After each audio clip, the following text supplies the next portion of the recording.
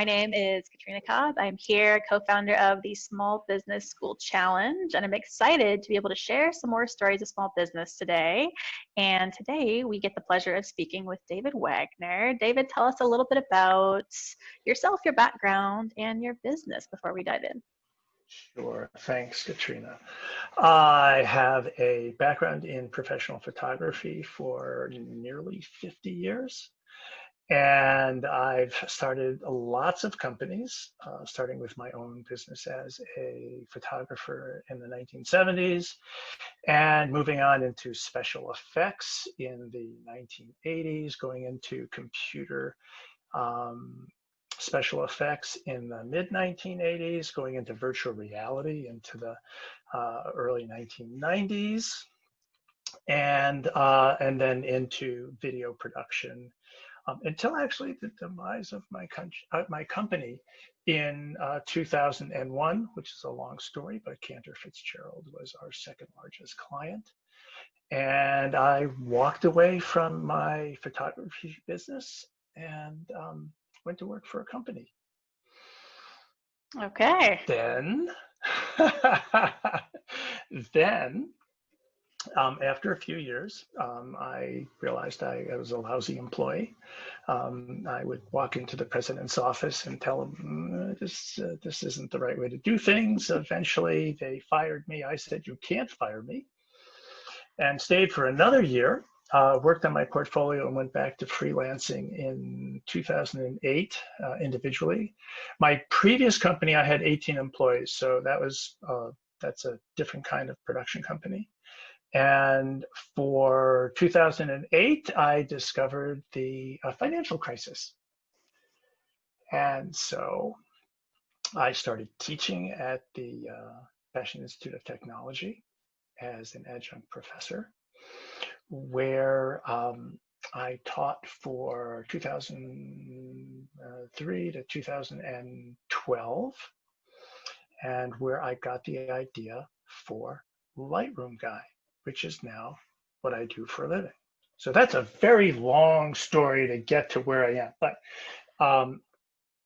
and during that teaching time, I realized a couple of things too, and that is I had some really good teaching skills, in that the idea of being a private photography coach occurred to me, and I started coaching privately, and that's where we are now. 8 years Fantastic. later, and I have a business where we have hundreds of clients. We coach in Lightroom, Photoshop, and photography, and we found ourselves in 2020. Yes, so you've been around the proverbial block in business, so you've seen many things, and yet here we are in 2020 with some new fun business challenges. So take us back to the beginning of the year, before all the things that we're experiencing. What were your plans? What were your goals for the year? Well, it's interesting because business was great. 2019 was a fantastic year, and it was just about the best, not just the best year I'd had, but also I think the most satisfying. Being when I had my company, which was the Virtually Real Group with 18 employees, that's a really big photography studio. Photography studios are usually 1, 2, 3 people. Mm-hmm. And it was a lot to try and keep everybody moving, keeping everything organized. And it wasn't, it's not a big business. It was a $2 million a year business. And when you consider that the average freelance photographer makes $50,000 a year, well, okay, so it was pretty successful. Virtually Real Group actually specialized, and that's what we were talking about earlier, in the mid-1990s, I started doing interactive photography. So it's really groundbreaking, but at the same time, the bandwidth wasn't there. When I started teaching, because I'm fast forwarding again, when I started teaching as a private coach, I discovered that working with people one-on-one was incredibly satisfying. We had way more clients than I'd ever had as a freelancer. Of course, you make less money, but it was more rewarding. And I hear more often than not things like, I don't know what I'd do without you. And it's like, well, okay, I'll take it. Um, that's just a really satisfying job. So when this year started, I thought I was really going to move into the next phase. When my partner and I talked about videos, ways to get a passive income. And we had some plans, but because we were always busy with private clients, we never really got around to coming up with a structure. Okay. All right. So big goals, but busy, busy, busy, thinking about shifting the model into some passive products. And then coronavirus and everything else hit. So paint the picture of the immediate impact that had on your photography coaching January, practice. February, and March, you would not have even known that there was a problem. Yeah. Toward the end of March, clients started leaving the city. And by April, my income had dropped by about 25, 30%. Here we are, it's June. I think my income now has dropped about 60%. So that's where we are now. That hurts. Yeah, that hurts a little bit. It hurts, and the thing too is completely unrelated. But I just finished renovating, and I spent a fortune, and I thought, oh, that's okay. I'll just make more money. Yeah. Kind of didn't happen that way. Yep, we didn't all have the crystal ball to see how the rest of this year was going to go. So at least the renovations were done. I've read in the Times about people who've had renovations that were just started, and they've got no kitchen, nothing. So yeah, you might have dodged a bullet on that one. Yeah, so okay. So immediately 20-30% drop. By the time we get to where we're at today, we're about 60% drop. So what were your thoughts? What were your initial plans before you heard about the Small Business School Challenge to how you were going to adapt or get through this year? We didn't have plans. Just to be honest, I thought this was going to come and go. In the beginning, I thought, okay, this is the flu. Yeah. By March, I realized people my age were dying from this. And yeah, lots of people died from the flu too, but people who were healthy were dying from this. And that's not usually the case with the flu. So, and then of course there were the hospitals being overwhelmed with patients, and this is just not normal. And that's when I started getting a little nervous. We used to see clients in person all the time.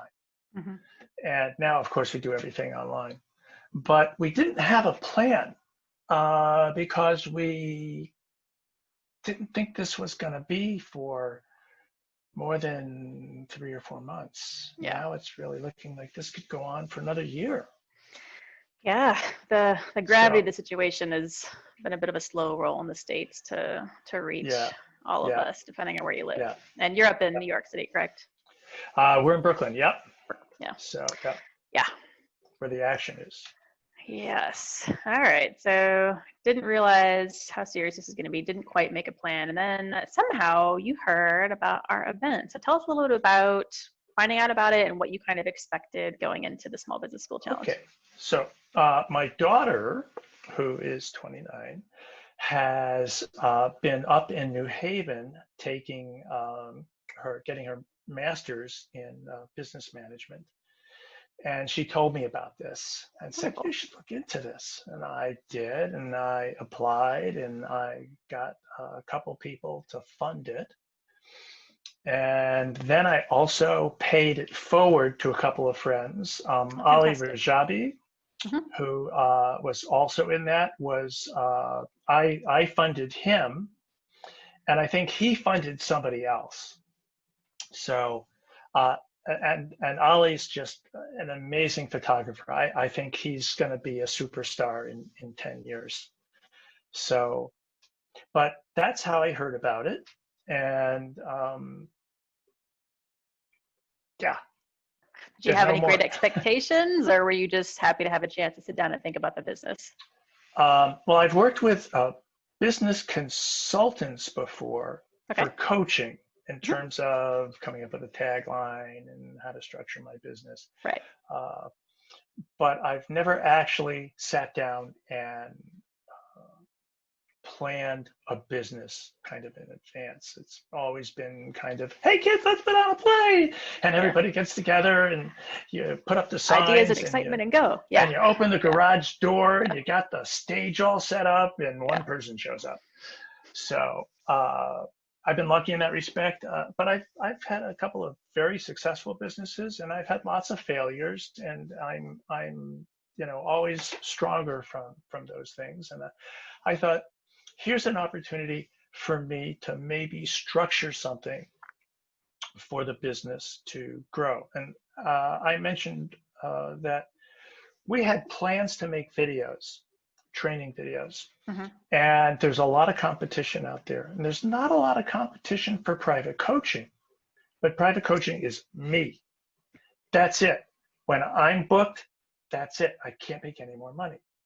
And the idea of videos is very enticing. But in order to do that, we've got to do something that's unique and special and has to be marketed properly. And we have to enter into the marketplace, not just with a plan, but with a plan that works, with a product that works. So. Okay. We had the inklings of an idea, but this was, as you saw, the opportunity to actually put some real business thinking and strategy and planning behind it. Excellent. Okay.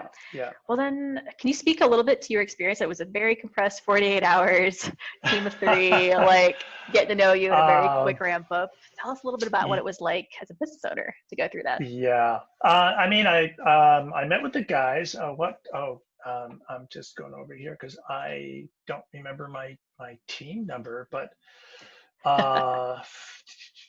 here it is. And I have team. I don't seem to have a team number. That's all right. They were from NYU Stern, correct? Yes, they were from NYU, and I had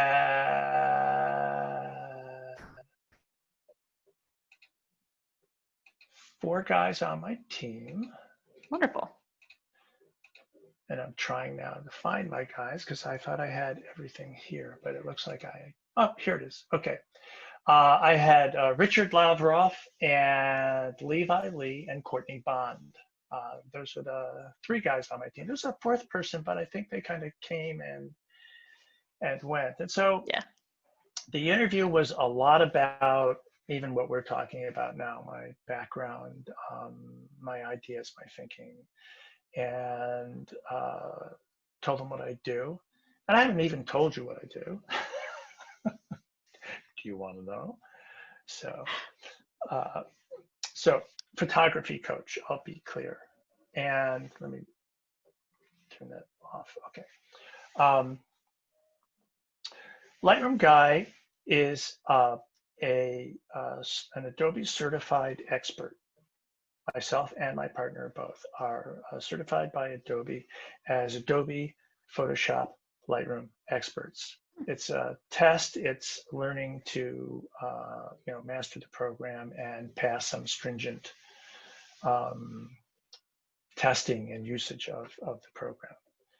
I did that in the first year or 2 when I started private coaching, and that I thought would be a kind of an advantage for my position as a private coach. Because I worked in professional photography for over 30 years, and my background was in pharmaceutical advertising, special effects, and interactive photography, I was very technically oriented. So this put me in the position of being able to work with everyone from professionals to beginners. Okay. So I was finding clients, originally professionals, because there are plenty of guys my age. I'm 68. And so there are plenty of guys my age who are like, they don't know the The digital. technology, Yeah. and Yeah. they like working with someone who's their age. From there, I kind of built it out on a platform called Wisant, which is a tutoring platform, and I started to see more clients from there. I built my website after that and started working in Lightroom, Photoshop, and also photography coaching. I have a tech background from my company, so I can set up Macs. I'm a Mac-centric person. I can do troubleshooting. I can put in RAIDs and hard drives and set up camera systems and all that. So it's kind of like, it's kind of grown into Okay. this business where we are go-to private photography coaches, and our audience is mostly, but not entirely, people of means. And literally, we have everyone from grandmas to emirs. Very And cool. so Okay. it's a very interesting range of clients. So that's kind of what Lightroom Guide does. If you're a photography enthusiast, we're the go-to guys if you're looking to grow and learn more about your software programs or more about photography. Excellent. That's Okay. that's what Lightroom Guide does. Perfect. So you had a chance to talk to these young MBAs from NYU about that. So what did they come up with for you as a solution? This is interesting because one of the first things they suggested was plugins. Lightroom has, like Photoshop, you can sell plugins. And just like the videos have a really competitive market, Hmm. and there are plenty of guys around who are very talented, there's a huge plugin market that's Yep. just like bloated with competition. And I've thought of plugins and I've discounted it because we feel it's not really our market. Okay. The second thing they came to me with was doing instructional videos, which we'd already thought of, but that was a real um, confirmation Hmm. that what we thought we could do was something that we could further explore, because somebody who's completely unrelated to our business with no background in our industry at all took a look at this and said, here's an opportunity. So that's where we started taking a deeper look at this. And over the 2 days, we had quite a lot of discussions, me pushing back and, no, and so, but now I'm thinking maybe plugins, I'm thinking Interesting. maybe, You might have come yeah, around. Okay. Okay. maybe. And so, but some of my heroes in the industry that do training videos Hmm. are so good at this. And I just know that if I don't do a great job, it's not going to be good for our brand. Okay. So that's a little bit on the back burner. Videos are on the front burner Okay. because that's where I think I have my strongest skills. Yeah. So we talked about that, and we basically came up with the structure for this to be a separate business, not the same business. So the Okay. consulting business, we're here, Hmm. and the videos there, we're here, and the videos are here, and it's a funnel down into Got it. our private consulting. We're pretty expensive as private coaches go, Hmm. and the idea that we've been raising our prices over the last 8 years considerably, because we see our market and the value that we bring. So Right. the videos would be a way for us to engage in passive income, although the Hmm. process of making these videos is a pretty Yeah. big A lot of work undertaking. up front for the return over time. A Yeah, lot of work that's, up front. But the yep. thing for Lightroom is it has not changed that much. There have been new things that have been added. And if we build a foundation of training videos, there's a really good chance that it will be a solid money maker, and that we would just Mhm. add to it when there are updates. Okay. So the So business that's, case, you feel yeah, really good about after talking with those guys and kind of reevaluating it a bit more yeah, seriously this go around. Excellent. right. And they validated what it was that we thought we might be able to do. Excellent. Okay. Have you taken steps towards that, or is that part of the plan now for the rest of Oh, this year? yeah, I came out of the gate running. So first of all, I don't have a partnership agreement with my partner.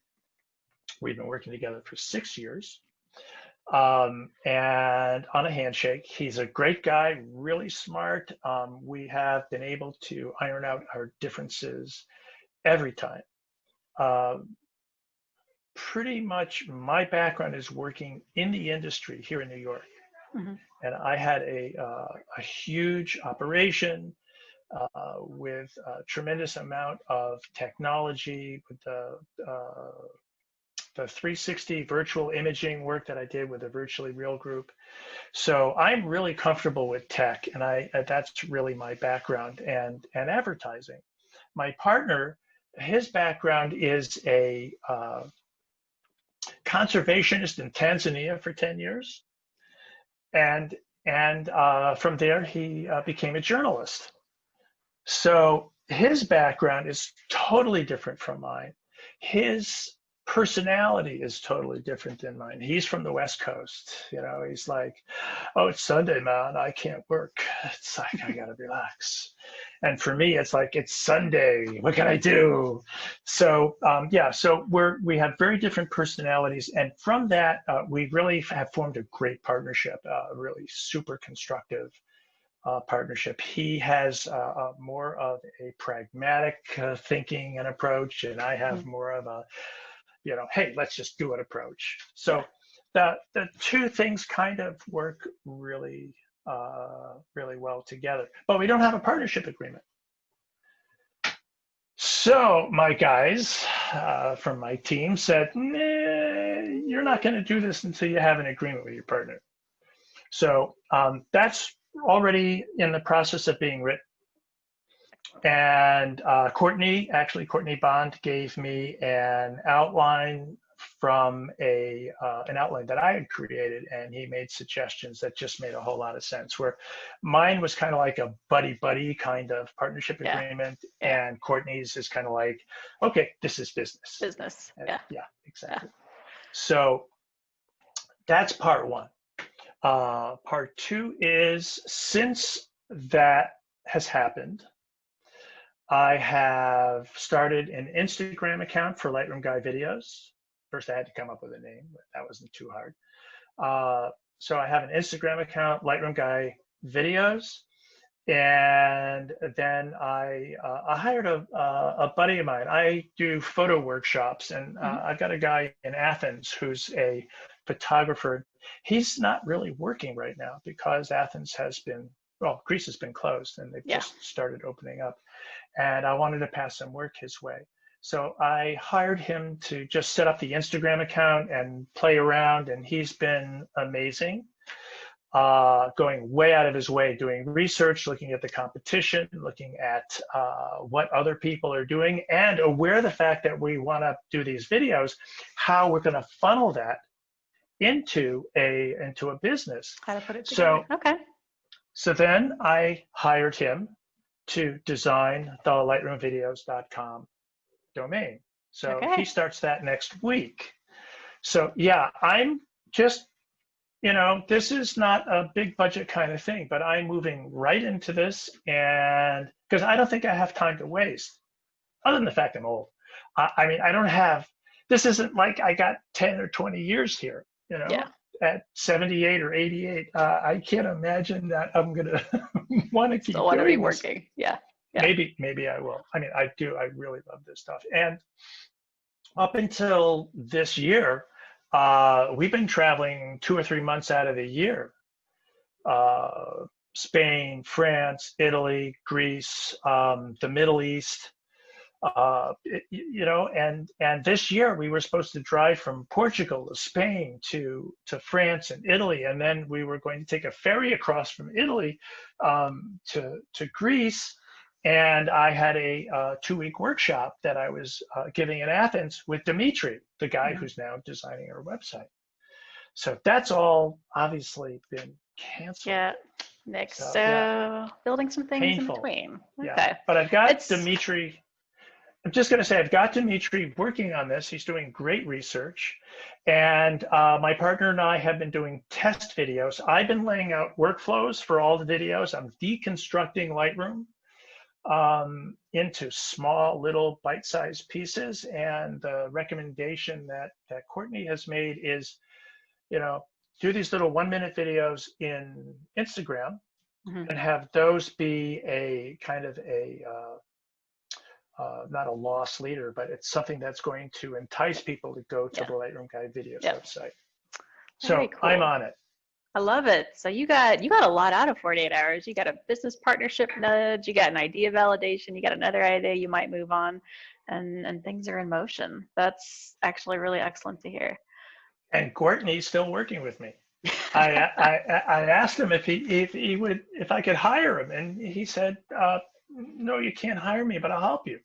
Oh, that's fantastic. So ongoing relationship even from your team. That is really, really excellent. We met yesterday. So. I love it. So I'm so glad to hear you had such a full experience at our first ever event. Just for anybody else who business owner may come across your interview here and might be struggling, wondering what to do, kind of in a similar situation, what advice would you give somebody else who might be in similar shoes? Listen a lot. I mean, once you're done, telling your team what it is that you are, what you do, what your struggles are, what your ideas and plans are, you got to listen, because we have this picture of ourselves that what we do is kind of cast in stone, and to go beyond our comfort zone is hard. It's uncomfortable. Yeah. So these are guys coming to you with no preconceptions. So you have to hear that what they're seeing is a valid suggestion. So the idea of pushing back is easy. The idea of reaching out of your comfort zone is really hard. I think that's very well said, because it can be challenging, especially if you've had so much experience and so much of a track record in one area, to have some unbiased outside perspective that may not align with where you thought you were going to go and what you thought you might do. So I love the nudge to listen and be open-minded. I think that's really valuable. Excellent. Well, David, I'm so happy you had a great experience with us. Tell anybody watching where they can find more about the Lightroom Guy and connect with you if they were interested in what you had to share today. Sure. Well, Lightroom Guy is lightroomguy.com. And the website will be up, probably just a holding page for the time being, at lightroomguyvideos.com. And on Instagram, I am a Lightroom Guy and a Lightroom Guy Videos. Easy enough to remember. I love it. Yeah. Perfect. Well, we wish you all the best with some of these pivots and some of these developments, and can't wait to hear and circle back with you and see how things are coming later down the line. Great. Thanks, Katrina. Thanks so much, David.